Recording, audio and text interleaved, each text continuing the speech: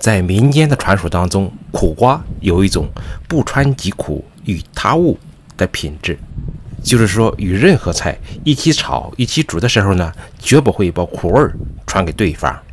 所以啊，有人说苦瓜有君子之德，有君子之功，被誉之为君子菜。熟透了的苦瓜会变成金黄色，而且很快就会开裂，露出里边红色的瓜瓤和种子。很多人看见这个样子的苦瓜，都认为它老过头了，已经坏掉了。其实不然，苦瓜成熟以后是可以吃的，只是口感呢，好像没有新鲜苦瓜那么脆嫩。但是成熟的苦瓜没有苦涩的味道，吃起来以后是甜甜的，而且它的营养价值要比新鲜的脆苦瓜要丰富得多。你好，这是留日生活博主老孙，来自日本富山市。今天我们用苦瓜来做好吃的。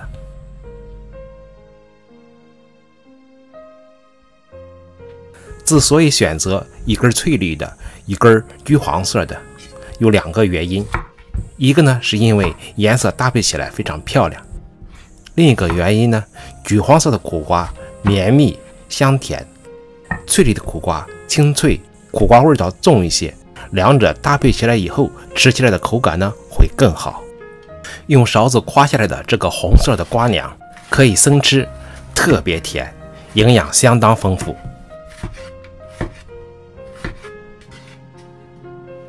翠绿色的苦瓜和橘黄色的苦瓜一样，切去两头，夸出瓜瓤，斜刀切成片以后放到水里，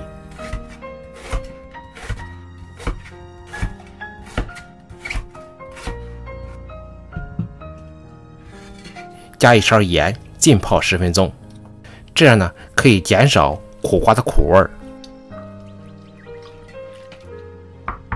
接下来腌制里脊肉，将里脊肉片开，切成片，放到盘里，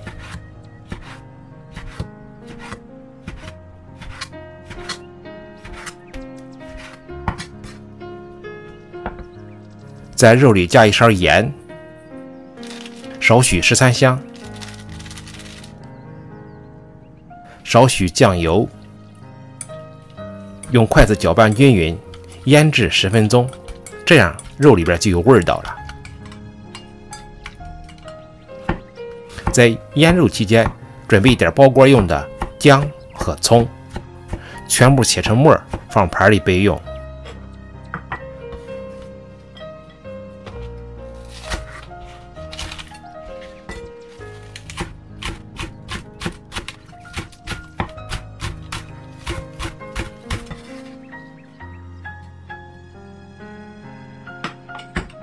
肉腌制10分钟之后，再在盆里边打一个鸡蛋，搅拌均匀，使香料都充分的粘附在肉的表面。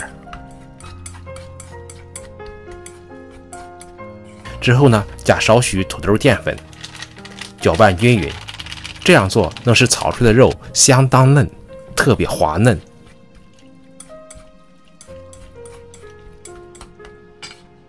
最后再把泡水的苦瓜沥干水分，捞出来，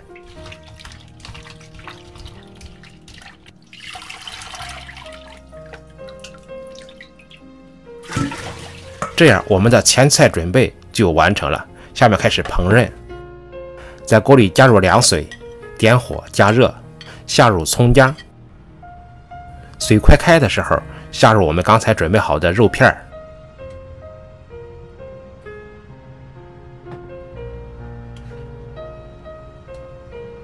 加热2分钟左右，肉就已经熟了。首先加进翠绿的苦瓜，之后再加入橘黄色的苦瓜，用勺子搅拌均匀。1分钟之后，加入少许葱花和香油，搅拌均匀以后就可以出锅了。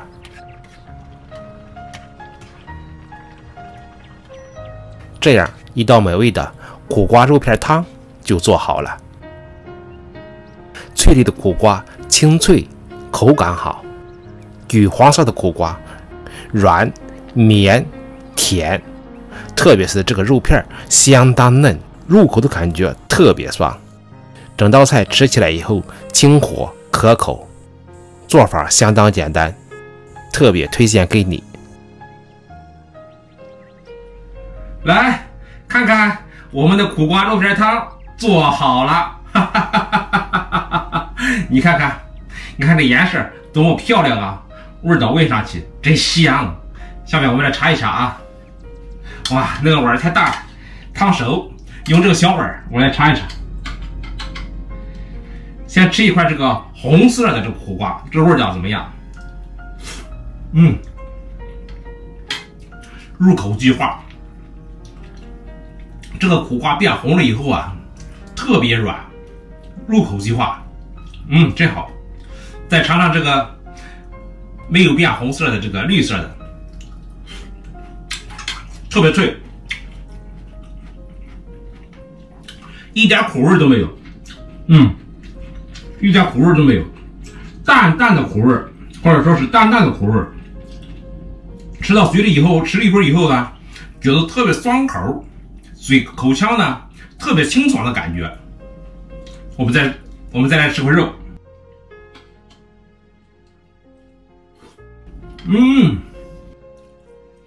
这个肉片太嫩了，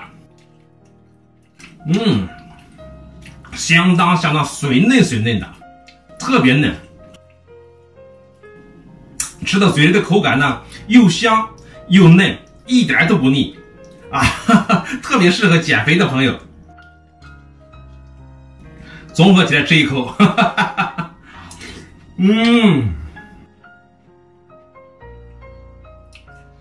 太香了，特别实惠，并且这个汤特别鲜，太棒了！这个菜喝个酒真是太好了，并且呢，这种做法呢没有油，特别健康。并且苦瓜啊能消火，有很多作用。你到这个百度上去搜一下，苦瓜的作用特别多。夏天多吃苦瓜，好处太多了。好，来，请你吃苦瓜肉片汤。希望你过一个美好的、清凉的夏天。谢谢你的陪伴和观看，我们下个视频再见。